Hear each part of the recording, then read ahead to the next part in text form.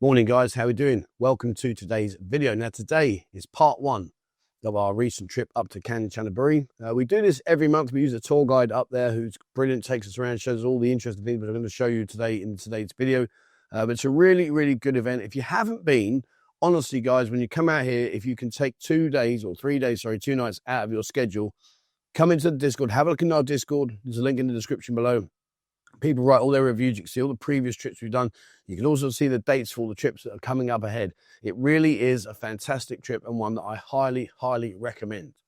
So, first things first, and we meet up. Now, when we meet up very early. Unfortunately, it's 4:30 in the morning. The reason being is we like to get away from all the traffic, particularly when we're going to go through Bangkok. So there's a specific reason why we do that. Now, it's also quite amusing. You get to see some of the guys that clearly have had a good night out and making their way back to their hotel or their room. Once we all meet up, then we head up to our drive. Now, our drive up there, we do about a couple of hours, just over a couple of hours before we take our very first stop. It's nice, actually. We get up there. Obviously, it's dark to start with, and gradually it gets sunrise. And then we go over to a service station where we stop there and we get some refreshments. But it's nice to go over the bridge, over in there, Bangkok. I'm not sure what the name of the bridge is, but it's nice. It's a very nice, enjoyable journey. Once we get there to the services, we stop. It's a nice opportunity to go to the toilet and grab some snacks and foods. There was even a buzz place there, which I noticed, which was quite funny. So we stay there for about 15-20 minutes.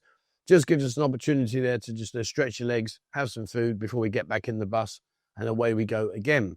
So once we're all refreshed, we then head off to our first destination. Now the drive from there over towards the first destination, which is the cemetery, the war cemetery, again takes about a couple of hours.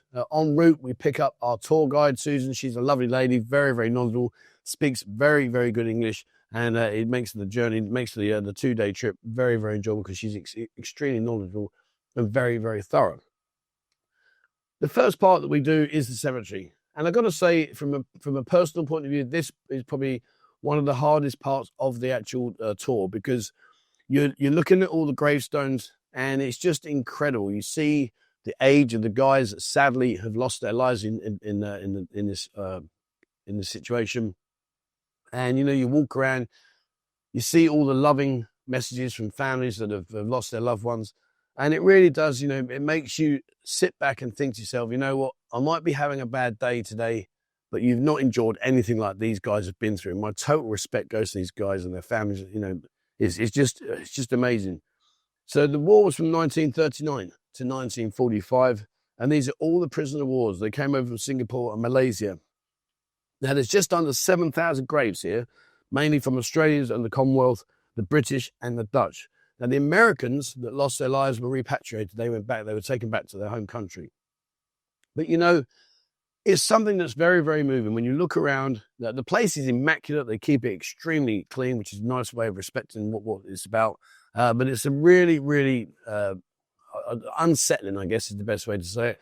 Because you look around and you think, oh, my Lord, what is going on there? And, it's just, I don't know. For me, that's the hardest part of all of our trip up there, in terms of seeing the graves and just taking note of their ages. That, to me, is the hardest part.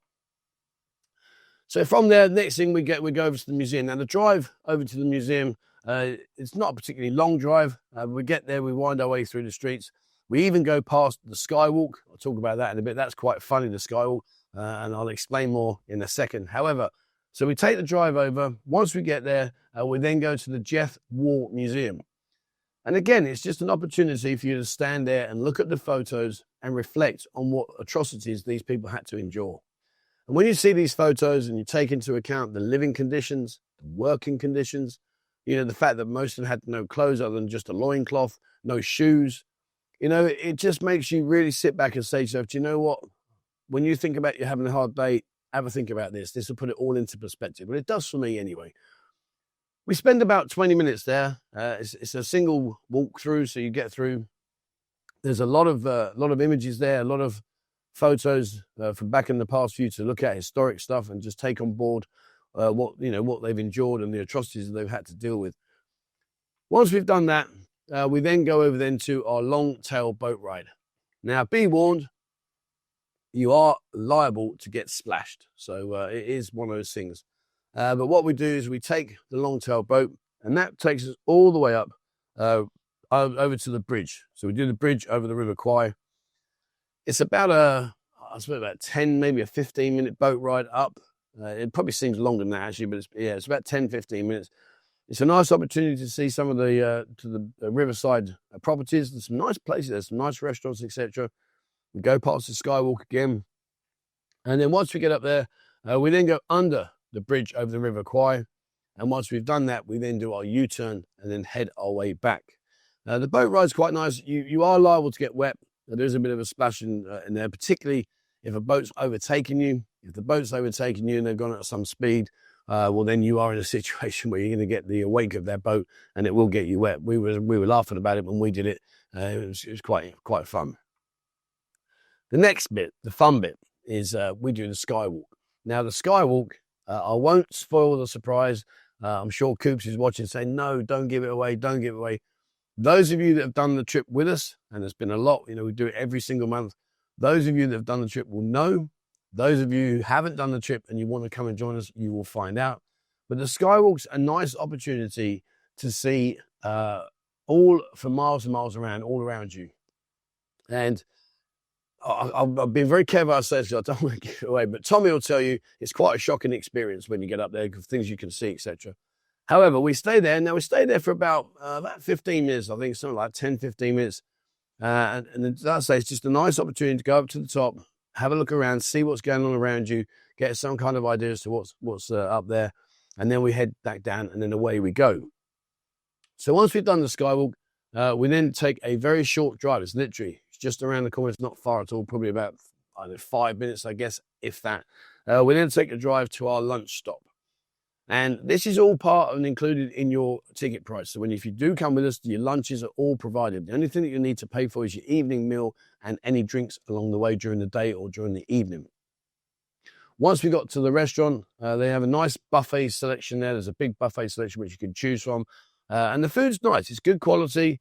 It's well worth eating. I had a thorough and enjoyable meal. You can go up and help yourself as many times as you want to. If you're someone that needs to refill your engines by 4 or 5 plate balls, well, you can do that, not a problem. But the food is there. We spend about 20 minutes, 20, 30 minutes there for our food. And it's just an opportunity to just chat about what you've seen so far in the tour and about what's coming up. Once we've done that, we now get back into our minibus. And we then head over to the Erawan Waterfall. Now, please be aware, guys, the Erawan Waterfall is not easy for those of you that may not be able to climb a great distance. I can honestly say it is well worth it. But when we drove over to Erawan, the drive to Erawan, I think it's about an hour. I think it is just roughly about an hour. But it's a nice drive. It's quite scenic. You get to see all the things that are happening around you. And it's a chance to lay back and get yourself prepared, ready for the 7 steps of Erawan Waterfall. That is a challenge on its own.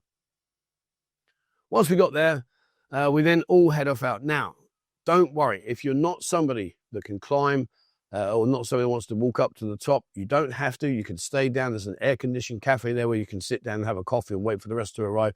We stay here for about 2 hours. It gives you ample time to get to the top and get yourself down to the bottom again. So once we head off now, there are 7 stages. And during those stages, there's lots of opportunities for photos, etc. If you want to swim, you have to wear the life jacket. You have to get a life jacket. There's no ifs or buts about it. They will not allow you to go in the water if you're not wearing a life jacket for obvious reasons. The climb up is doable. I've done it a few times. Coops has done it many times. Tommy came with us. He breezed it. So depending on your level of fitness, will depend on how easy or how challenging you find this climb. But I can honestly say, guys, it is well worth the climb. Take your time, get yourself up there. There's plenty of opportunities to stop and rest and get your breath back. But have a go at it, guys. It really is beautiful. When you get to the very top, especially right now, with a lot of rain that we've had recently, the waterfall is in full glory. It's well worth going up to the very top. A lot of the guys on the trip that went to the top. Sadly, I couldn't. I suffered with a Russian tour group that were just basically as rude as you like. Wouldn't let me pass by. We're just standing there in a massive huddle. There's about 30, 40 of them. You couldn't get through. It's just really mind-blowingly infuriating that they just would not move. I'm like, excuse me, please. And they just rattling on in Russian. I don't know what they were saying, but I couldn't get through. In the end, I threw a little teddy tantrum inside my head and I thought, do you know what, bollocks to it. And I'll just go back and sit back down and find where Coops is in the cafe, which was a shame. So I managed to get up to level 5, but as I say, unfortunately, I had to do a U-turn. I just couldn't get through. And so I made my way back down, which was, I would like to have gone to the top just to show you top. But if you look in the video on YouTube, you'll see previous trips that we've done. I have shown you the top before when I've got up there.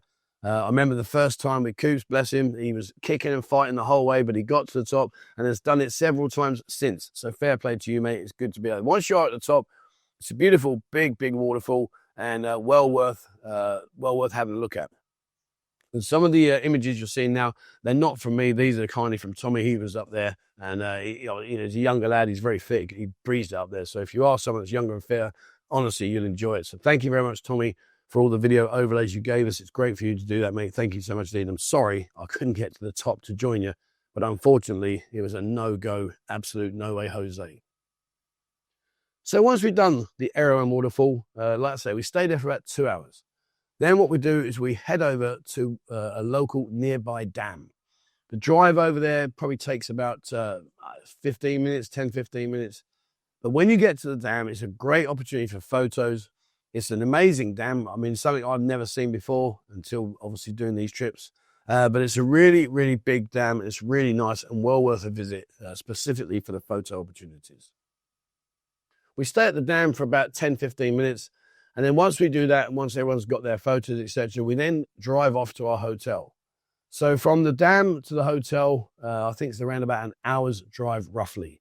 So I'm sure you'll listen to me, you're getting the idea now. We spent a fair bit in the van to relax, but because it's an early start and because you've done the climb up to Erawan Falls, these drives are a good opportunity to have a quick nap, recharge your battery and get yourself ready for what's ahead.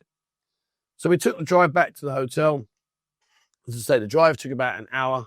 Now, we use the same hotel all the time. It's something that's been agreed with them. I personally like the hotel. I think it's very good. It certainly serves our purpose and what we want. We basically take over the whole hotel. They've only got 10 rooms and we take them all. So it's nice as well because then we're all together again and we're not dealing with other people that are not part of the trip, sitting around the tables, etc. So once we get to the hotel, you've got a couple of hours. You've got a couple of hours to get in there. Now, the rooms, I think the rooms, they're basic. They're not all singing or dancing. However, they are completely adequate for what you need. There's a shower in there. There's a toilet in there. There's a comfy bed. So you can have a relaxation. There's Wi-Fi, etc. If you need to connect on the internet, anything like that, it's all there, done and dusted. There's a little coffee making facility there, which is free of charge to use throughout the day and the evenings. So you've got your coffee if that's your thing. And then we stay in the hotel for a couple of hours before we then head off out for our night out. And it's nice. You get a good opportunity to recharge your batteries. For me, it was laptop out, quickly catch up and upload some of the video footage, etc. But you stay there for a couple of hours and then we head off out. Now, this time was different. Normally, we would go into the town centre. However, there was an amazing drone show. This drone show I've been looking forward to for 3 to 4 months when Coops told me about it. I was really excited. I have a drone myself, so I was looking forward to seeing how all the drones interact with each other and how they're computerised and controlled. So we went over to the bridge over the River Kwai where they reenacted the bombing of the bridge. And when we got there, we were seated. We had a table reserved, which, to be fair, Susan, who reserved the table for us, got it smack bang on the edge of the river, so it was a fantastic viewing opportunity. Couldn't wait to see all the drones coming overhead. It would have been amazing. So when we got there, we seated ourselves down in our group. Now, there's an opportunity to go and get some drinks, there's some food. I went and got my sai mo, as they call it. Sai mo is the stomach intestines of the pig, which might sound disgusting, but trust me, it's actually a really nice dish. So I had that with some rice and I got myself all to bed. I've got to say, though, it was absolutely brass monkeys. It was freezing cold, not the food, the actual temperature. The temperature of the sun had gone down and I sat there shivering like you wouldn't believe. I was so cold. Now, it might not affect you guys so much if you're here on holiday, because even though I'm shivering, it's because I'm acclimatized. But for me, it was freezing. A lot of the guys were okay. But fair play to Coops. He went off and there's a little market stall nearby. And he got me a second-hand jacket for 100 baht, which was brilliant. It was a big thermal Eskimo thing. It was fantastic. So we sat there. And over on the other side of the bridge, they started to do the performance and the reenactment. David and Kitty, 2 friends of ours, they had brilliant seats over there. They weren't part of our trip. They were just had to be in Kanchanaburi for this event. So they had great seats. They had great views. They could see what's going on. We needed a set of binoculars, but unfortunately, we didn't pack our binoculars, so I couldn't see what was going on over in the far side. But nevertheless, there was going to be a firework display. There was going to be the drone. So we were still happy, anticipating what was going to go on. Completely, and I mean completely unexpected, and I really do mean this, we were sat about 20 meters away from this cordoned off area. And it wasn't quite clear what the cordoned off area was until out of nowhere, this huge explosion went and the fireworks just blitzed themselves up in the air. Coops, I think, aged another 10 years and was in a situation where we might need to go to the toilet. It was really like, oh my God. To be fair, it caught all of us. But the fireworks were there. They were designed not as a fireworks show, but as a fireworks to reenact the explosions, the bombing, the missiles coming into the bridge over the River Kwai. And it was actually really, really good. Now, unbeknown to me, me and Tommy were sat there. There was this small drone, which I think they were using just to observe what was going on in terms of the fireworks, etc. That was just flying around. So we thought, oh yeah, no problems. And the fireworks were going on, and the explosions were going in, and the demonstration was brilliant. It was really, really cool. And suddenly everything stopped. And we were like, okay, so where's the drone show? And having spoken to Susan, we said, Susan, where's the drone show? Oh, they're not doing this year, only last year. So thank you, Coops, for what was a fantastic evening. I'm yanking his chain. He knows it. He's my best friend. He knows I'm only pulling his leg. I don't mean it nasty. But anyway, the point being is there was no drone show this particular event. However, that didn't deter us. We had a really, really good night. We went into town. If you've been to the Kanchanaburi town, you know there's only a few bars, but we still had a fantastic time, and it was well worth it. We all stayed out to as long as we could before we headed back to the hotel to get some sleep, because we had a busy day ahead of us, and away we went. But yeah, that was day one. Now, I've got to say, guys, if you have never been, please, and I mean this sincerely, please consider it. Even if you've got no interest whatsoever in history and stuff like that, the bridge over the River Kwai, it really is something you will never forget, and something you will be glad that you did. So if you haven't done it, guys, have a look in Discord. We've got all our previous trips in there. You can contact me via email 247pattaya@gmail.com, and I'll send you all the details, etc. Susan is a fantastic tour guide. She knows her stuff very, very well. She's very well versed on all the things that happen there. It's something that when you've done the trip once, you will always think back to that trip and think, wow, I never had any real understanding about what went on in terms of the atrocities that these poor people had to endure underneath the Japanese. It was really something that was quite horrific. And something I've got to say from a selfish point of view, I'm very, very glad I would never have to endure that. That was just phenomenal. So, and my thoughts and prayers and respect goes out to everybody that was involved in that. So there we are, guys. That is day one. I will do another video soon about day two. Day two is really good. We do the bridge, we do the train ride over the bridge over the River Kwai. We do the train ride. We go to the cave. There's a lot involved in day two. It's really, really good. So watch this space, and day two will be out very soon. All right, there we are. That's it from me today, guys. I hope you've enjoyed today's video. Thank you very much for watching. As always, please remember to hit the subscribe button and also the bell icon if you'd like to be notified when I bring out a new video. If you haven't, have a look in Discord, not just because all the Kanchanaburi trips are there, but it's a massive platform. There's over 24,000 people in there, I think, now, with all access to stuff that's going on right here, right now. It's a great way to get your information back. All the bars, the clubs, all the things that you think about when you come out here to Pattaya are all there for you. So have a look at Discord, guys. If you haven't joined us on TikTok, TikTok is all about daytime, short little snippets of videos that Bo and Ying put together. So please give them a like and a follow. It really encourages them and makes all their efforts worthwhile. And likewise, Instagram. Instagram's all about the nightlife here. So if you fancy seeing what's going on, have a look at Instagram. And again, if you want to give me a like and a follow, that'd be much appreciated. If you haven't, and you'd like to receive a monthly newsletter, please send me an email, 247pattaya@gmail.com. Bo puts this together. She does a fantastic job. It's a really, really good newsletter. Comes out the last day of every month. It's packed full of information. So please send me through. Don't say, hi, Trev, how you doing? Can I get there? Just put in the heading at the top, newsletter. It will actively add you to that. And if you haven't yet, and you think about live streaming, come and join us on Kick. Next year, next year, there's going to be some really good stuff on Kick. I'm going to live stream a lot of the big events, stuff like that, so you can sit in the comfort of your home wherever you are around the world and watch what's going on. So have a look at Kick, guys, and give me a like and a follow over there. All right, there we are. That's it from me today. Thank you very much for watching, guys. And please, as always, wherever you are in the world, stay safe.